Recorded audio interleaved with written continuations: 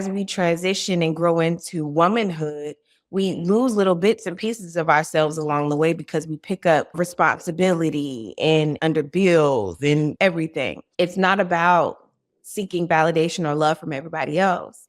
It's about learning to love herself first and learning to prioritize herself first. Our stories are so robust and so authentic and beautiful, even because our stories carry struggle, strength, and resilience. Hey, y'all. Welcome back to another episode of the Beauty in You podcast. I'm super excited for today, and I'm really excited for you all to meet my guest. I know she's going to inspire you to go out there and follow your dreams. She is the author of the book, Bear It All. Welcome to the podcast, Tesuan. Thank you so much for having me on your platform. It is such an honor to just, be on your platform. I've researched you. I love what you do. I love your mission. And so just thank you. Of course. Thank you for wanting to be a part of my journey. Yeah. Always makes me excited. And I love meeting new people, especially beautiful women like yourself that is just doing so much positive for the world. So I am very excited. But before we get to the good stuff, it's all good stuff. Before we get to the stuff I really want to talk about, I want to take it back. And I do want to talk about your rediscovery journey and what even led you up to the moments of writing your new book. Yes. Oh my gosh. So my rediscovery journey, you know how many I had? I've had so many rediscovery journeys, right? Mm-hmm. I'm 33 now and a mom, but I've always loved writing, right? I was a writer ever since I was a little girl. And this is a little bit backstory before I answer your question. I would always try and talk to my mom, but I always felt like I couldn't get through to her, right? And so it was like, okay, so how do I figure out how to communicate with my mom? Because I wanted that connection. I wanted that foundation, and I knew that she was the person that I needed to build it with. So when I realized that I couldn't verbally discuss things with my mom, I would write her letters. And so then it became a thing of, okay, well, I love writing in school. Okay. And so then it became a thing of, well, we get detached from our first loves. I used to dance in middle school and in high school. One of my first loves, writing, one of my first loves. And as we transition and grow into womanhood, we lose little bits and pieces of ourselves along the way because we pick up, responsibility and under bills and, everything. And so I came to a point where I was like, I don't remember that little girl. I don't remember that young lady. And so I began to say, well, what were the things that I love to do? And how do I tap back into that? And so my rediscovery journey is when I started on that journey. And that led me to writing my book, my first book, and led me here. Let me tell you, everything you said, I'm like, is she talking about my story or her story? I don't know. This sounds a little bit similar. Look, relatability, honey. Listen, that part of like we lose ourselves. First of all, I don't know about you, but I was so pressed to be a grown up. I was like, I can't wait till I'm a grown. I can't wait till I'm living by myself. Girl, bye. Okay. I don't like it. This is ghetto. I can't wait till I'm old enough to go get me something to drink. What? Don't even, now just drink wine. And Do that. Like, yeah, I drink wine. Wine and I'm good. I don't want to go out. What y'all doing? I'm good. I'm gonna stay at home with my hoodie. Right. Netflix and wine. But it's so true. We lose ourselves along the way. We forget those little things that we used to love, especially motherhood, tapping into motherhood. I want to hang out there for a little bit. When we talk about being a mom, it's always like amazing. Like, oh my God, you gotta be a mom. This is so cute. Girl, you're gonna buy all the clothes. You're gonna get little pictures. Y'all gonna match, right? Yeah. And then you become a mom, at least in my journey. And I'm like, oh no, what is this? This is the ghetto. I put him on a cute outfit. He spit up on it, okay? In like 2 minutes. I don't know what you're talking about. I'm tired. I ain't showered. And when I was in my beginning stages, I had my son at 21. I got pregnant at 20. I had him at 21, okay? So while all my friends was out there doing crazy things, I'm like, oh, I'm over here trying to be a mom, right? Trying to figure it out. So I always tell people like, while they were literally out there figuring out themselves, I feel like I did not because he was it. Like, Hi, Trey. How are you? We gonna figure this thing out together. And that was it. And so I love to run. I love to write. I love to draw. All the things, everything stopped, and I became a robot. And I began to be, I think, what society wanted me to be. Like, you're a mom, so this is kind of what you're supposed to do. So I was robotic, like in that transition. So yes, you definitely lose yourself along the way and trying to figure that out. Yes. And it can be taxing, right? Because I postpartum is a real thing. And I think that and postpartum goes hand in hand, right? So if you're not self-awareness is key, right? And it just as a foundation. But no matter what age you become a mom, there's that saying that they say it's no longer about you.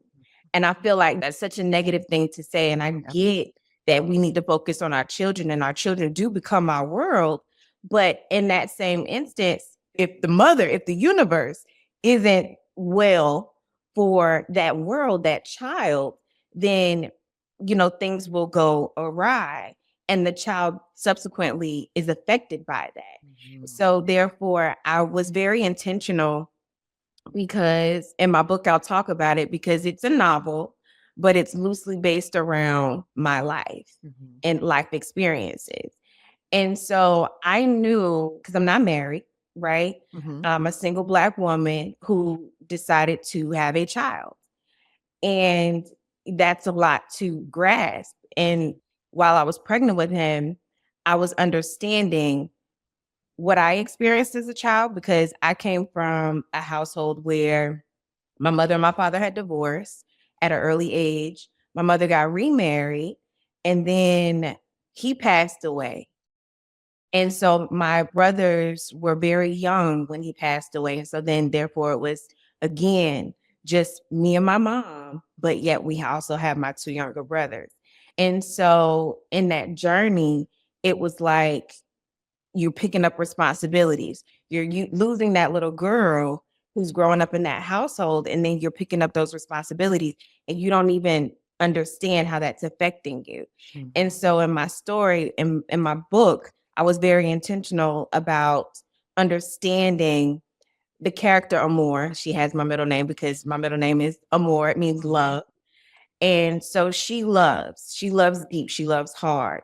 And so it was important for her to understand what her love means and how she wanted to bring this child into the world and how much she wanted to love and how she wanted to love on her child and be intentional in her motherhood journey.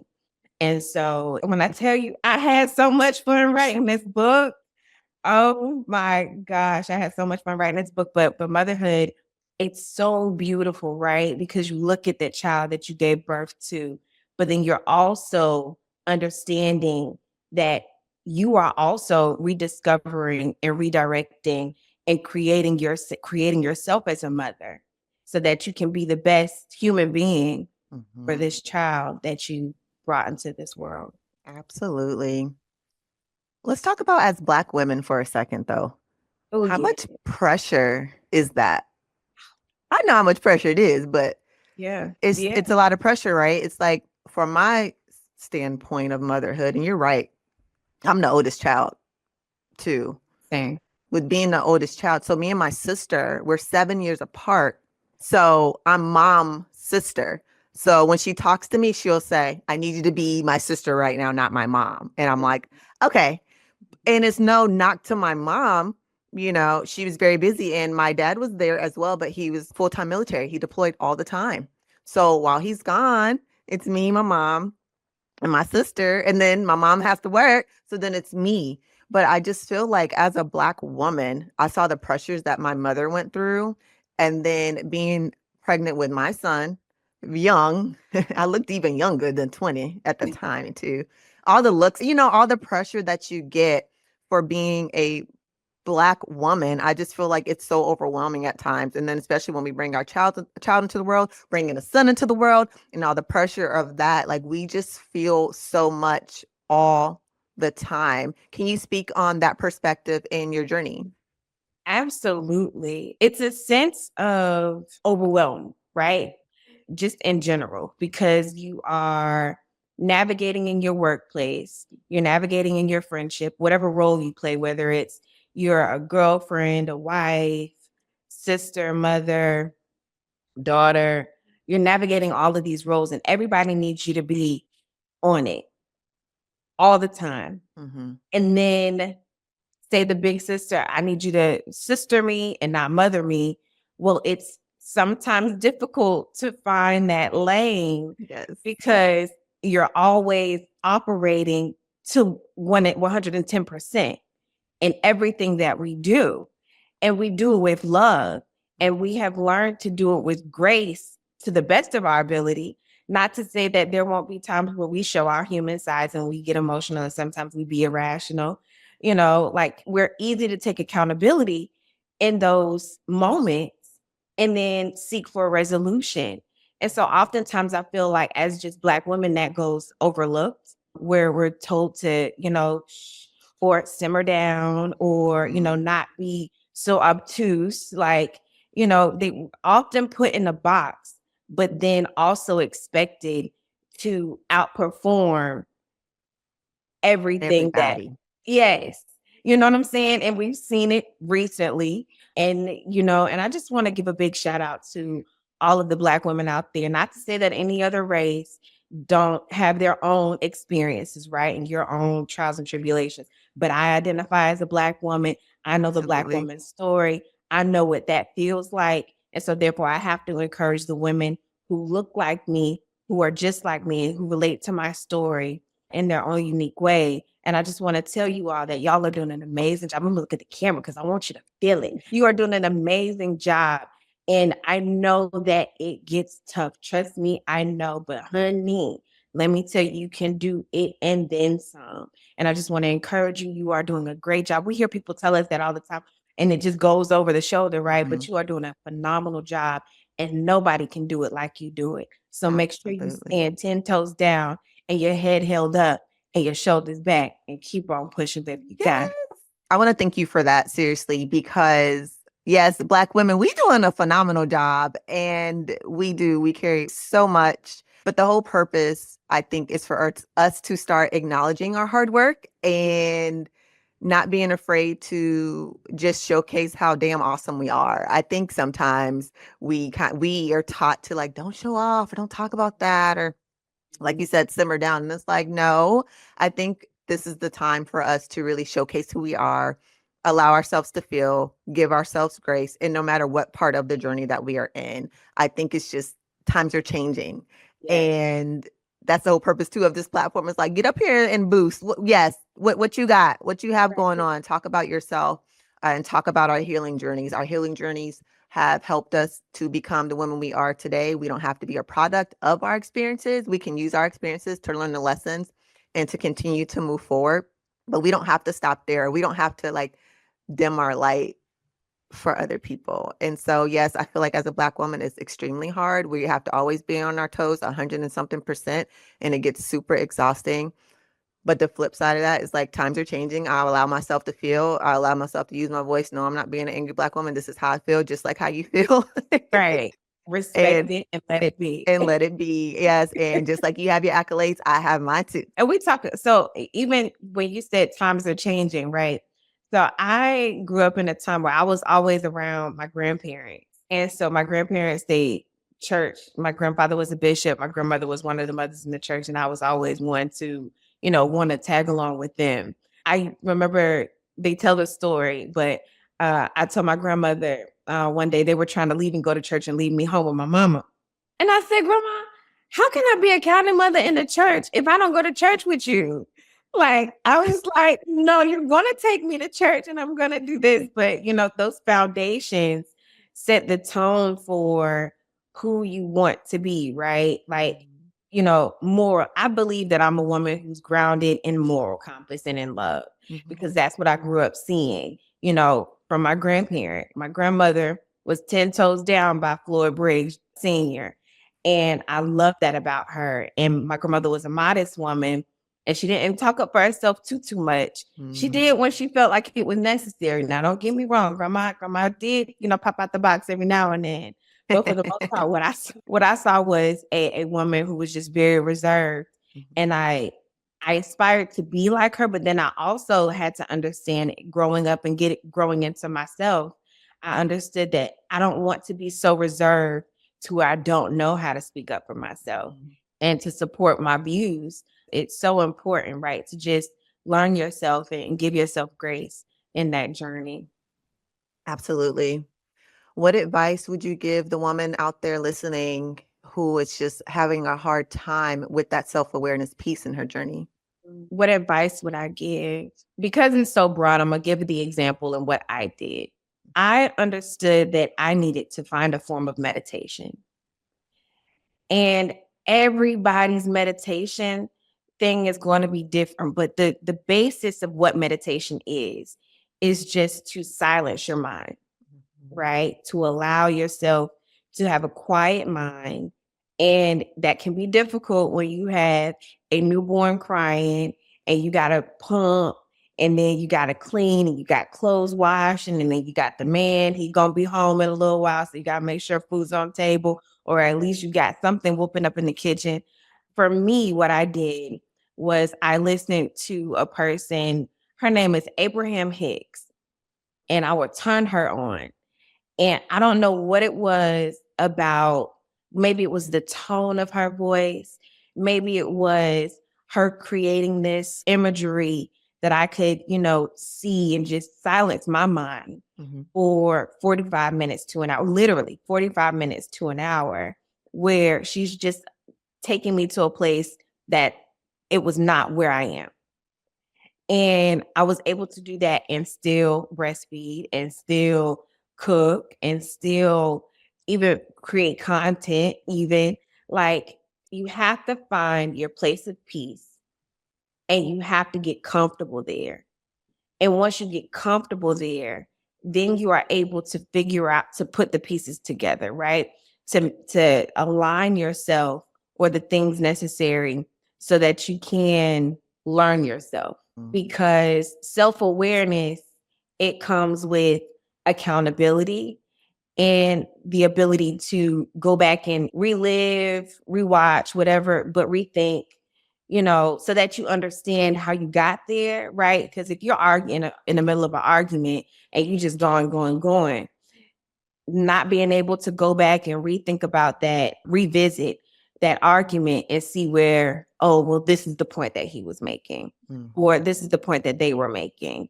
And how I reacted probably was a bit much, but that's why I say it's so important to know what grace is, because at some point you're going to have to extend it and you're going to want somebody to extend it to you. Once you get to the place where you can acknowledge who you are and where we might be deficit at, right? Mhm. Because we're not perfect. People expect us to be, but the thing is we know we're not perfect.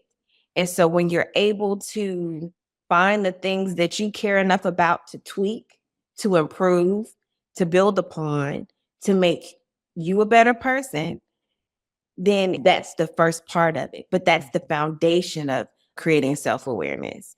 And it's a beautiful process, especially when you get comfortable in that. And I had a blog a while ago and I wrote about ebb and flow. And I said, these my girls, ebb and flow. Because like how the old people would say, or how the seasoned people would say it, you got these mountains and you got these valleys. Okay. So there'll be times where life is ebbing and you and that girl tussling, right? Mhm. And then there'll be times where flow comes to visit. And flow, things are going great. But these are your friends. Yep. They gonna come, whether you like it or not, that season is going to come. And you have to learn how to be so acquainted with ebb and with slow, because no matter the season, no matter the time, one of them are coming and you get comfortable with them. I love it. Self-awareness is so important. And yes, it is that foundation. But what you mentioned was the peace part, like, ooh, because I remember when I was finding my peace, but my issue with that is I was giving my peace to everybody else. Like, oh, when they do this, then my life will be at peace. Or when this happens, then I'll have the peace. Not understanding, like, girl, bye, that's your job. Right. You control that. You set those boundaries. So open your mouth to say, no, I'm not doing that. Or no, you're disturbing my peace, or you can't be a part of this. And so once I learned that, shoot, I don't know what you're talking about. Okay. Okay. And then boundaries will save you every time. Every time. Every time, like, oh, do I feel bad? I don't, because I feel really good right now that I just set that boundary. Really? It was somebody said something. I think it was on one of those reels. And they said, you know what? I'm comfortable at home, kicked up, ain't nobody to bother me. I got my snack on my couch watching my TV in my peace. In my peace. As long as I'm in my peace, in my air, I have control. And I'm the person, like, I need to feel like I'm in control of everything anyway. So I control my peace. I control my happiness. I'm good with that. I am so good with that. So our self-awareness journeys, take those seriously, set that foundation, establish that peace, do what works for you. Don't be afraid to be alone. Don't be afraid to be in silence. Don't be afraid to do any of the things outside of the box, long as it feels good for you and it's healthy. I say definitely go for that. Now I want to switch and I want to talk all about the book. Okay. I want to talk all about the book. Okay. Now, Yeah. talk a little bit about it. Your main character. How Yeah. much is she like you? Is she you? She's a lot like me. She's a lot like me. Okay. That's why I gave her my middle name. But she's a helpless romantic. She moves in love, like seeking love. And unfortunately, she's seeking validation through love from everywhere. And as she's on her journey, she starts to understand that it's not about seeking validation or love from everybody else. It's about learning to love herself first and learning to prioritize herself first. And so she's a spitfire, honey. She don't play no games. She wears her emotions on her sleeves, but she just wants that dream, right? That dream of love and family and forever. But will she find it? Will it happen for her? She doesn't know. So if your readers could get one thing from this book, like, this is why you need to get Bear It All, what would it be? What would you want them to get from it? Yes. So I would want them to get the importance of self-love, right? And you can see yourself in Amore. You can see yourself, but you can also see your growth. I want Amore to inspire you to love yourself at a deeper level and be honest with yourself. And everybody's journey is so authentic to them and unique to them. But it's like a lot of times we can doubt ourselves on our journeys and give up on our dreams because of all the responsibilities that we had. And Amore will walk you through and talk you through how to get to the other side because you deserve it, just like she does. Yes. Y'all better get this book. Quit playing around. I'll say, hold it up again. Hold it up again. Yes, honey. I love it. What was your favorite part in creating this? Like, during your writing process, what was your favorite part? Oh my gosh. So my favorite part was, I'm a self-published author. So I didn't go through a publishing house. And for me, like, it was nothing to write it, right? It was just, my imagination took its course and went together. But then it was learning something new and really having the courage to try all the different avenues, because I reached out to publishing houses, but they wanted stuff that I just wasn't prepared to do. But God said, I told you you're going to write this book and get it published. And so therefore it was that faith walk with God where I was like, okay, God, well, how they told me this and that's not, the math ain't mathing over here. Right. God. So how you want me to get this done? And I started researching Black publishing companies. And I reached out to the owner, and he actually was in Atlanta for a panel, and I think it was Georgia State. So it was really just the learning something new and getting over the humps of the no. Because for me, I don't take no's very easily. I don't take no. A no will set me back and have me thinking, oh God, I can't get it done. It's not going to happen for me ever. They just told me no. But it was that building of faith in God and in myself. And that was my favorite part, was to actually not only create it, but then to make sure that it came to fruition. And that was my favorite part. I love it. First of all, them no's, you're supposed to be like, I'm gonna get like 100 no's. It's okay. Look, that was the process. Now that helped me thinking about my skin there. That them no, I was like, okay. And all then right, we got to publish. I was like, I can do anything. I can do it. There you go. Hey. I'll be like, oh, it's not gonna work. Okay, cool. Who else can I call? Let me get on this. Y'all playing with me because I'm supposed to be doing this. Girl, I had to build that up. That was a deficit. I had to Yeah, get it. yes. I love it. I love it. You can't give up on your dream, and you didn't give up on your dream. And now you have it where you can hold it in your hand and say, I did this. So now you know, yes, I can do anything. How important do you think it is for us women, especially us Black women, to tell our stories? Oh, it's so important. It's so important because other people will tell it for us. Mm-hmm. And it'll likely be the people who don't look like us, who've never been through what we've been through. And so then how is the story authentically and organically being told? Like, how can we relinquish that to someone else? We can't. We can't. We owe it to ourselves. Our stories are so robust and so authentic and beautiful, even because our stories carry struggle, strength, and resilience. If anybody can get anything from a Black woman, it's how to be strong in a hard time. It's how to be resilient after so many no's. It's how to understand what a struggle is and still wear it gracefully. So, no, yes, we have to tell our stories. It would behoove us not to, because in a world where we are often quieted and told no, that part. No, it doesn't stop there. It continues on with us. Yes, I couldn't have said it any better. Y'all better tell y'all story. Quit playing. Okay. Quit playing. Tell the story. Tell the thing. I can say from my experience when I was going through my healing journey of depression and anxiety and feeling alone. What else? Not wanting to go to therapy because, our community say you crazy. You're not supposed to use that word.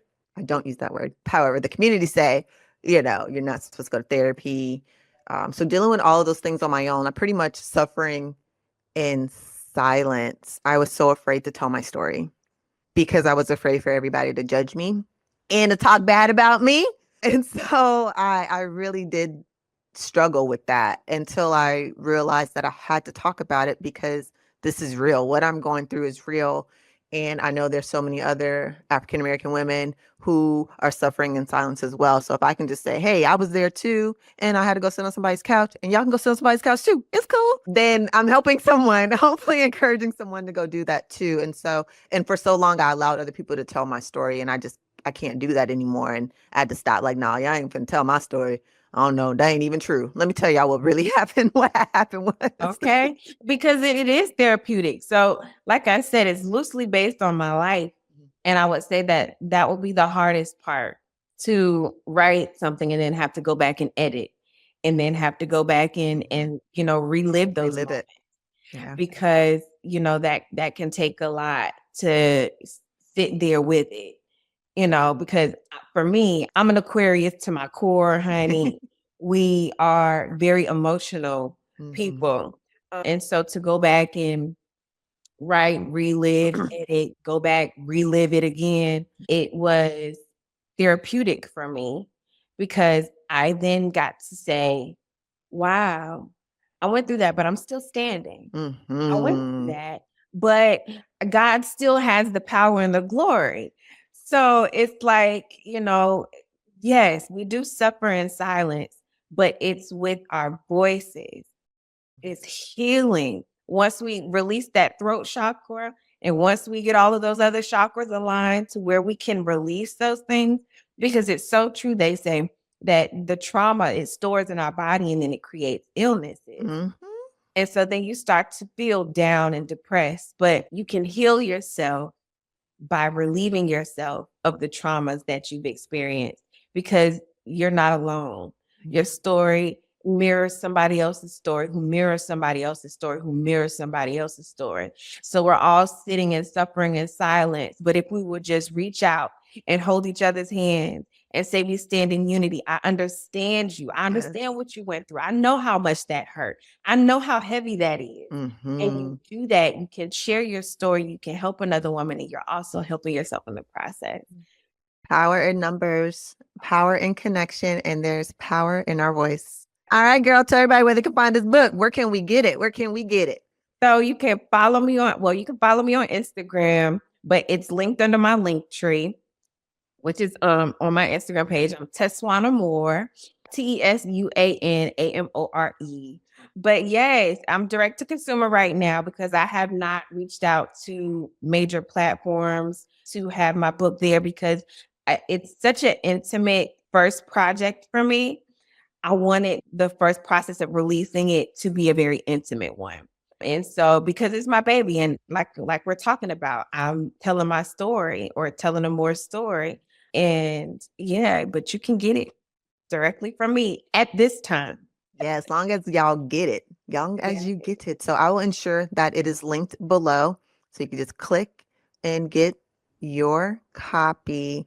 I want to thank you so much for being a guest on the podcast today. You've been amazing. Thank you. And you've been amazing. I've enjoyed this experience. This is my first podcast episode. Get you some merch. Hold on. Okay, I got you. You should have started with that. Okay, I got you. Yeah, so it's been an honor. And thank you so much for allowing me to be on your platform again. You are such a beautiful light and spirit. And I just want to encourage you on your journey to continue because you are helping other women bridge the gap to their success. Thank you so much. And I truly appreciate that. And I receive it completely. So thank you. You guys, if you are streaming this on YouTube, make sure you hit that bell and subscribe. Also, leave a comment. And if you're streaming wherever you stream your podcast, make sure you guys leave a review. All right, y'all. Until next time.